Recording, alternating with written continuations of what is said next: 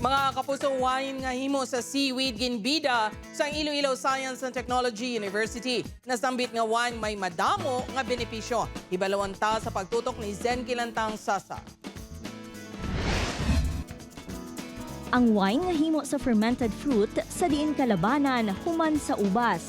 Apang diri sa Iloilo Science and Technology University, nahimo ang pinasay nga wine nga ang raw material seaweed ukon gulaman.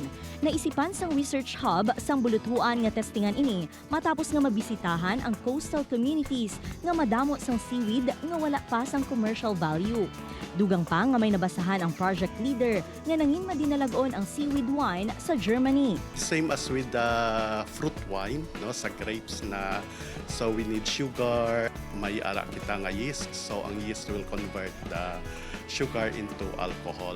Ginakabig nga medical food of the 21st century ang seaweed bangod sang phytochemicals, vitamins kag minerals. Magluwas diri, target sang bulutuan nga makabulig ang wine sa mga pasyente nga may diabetes apang padayon pa ini nga ginatun-an. Ang seaweed wine may mataas man nga antioxidants. We found out na ang amon na seaweed wine so much better than the commercial wine nga ginaga-claim na anti-diabetic ang ilang nga wine. Sa subong, natapos na ang production sang wine, kagyara na sila sa testing stage, agud masiguro ang safety sang produkto nga igakonsumo antes magsulod ang bulutuan sa commercialization.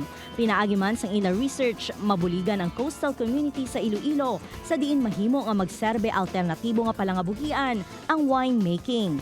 Upod kay Cirilo Randuque, Zen Kilantang Sasa, One Western Visayas.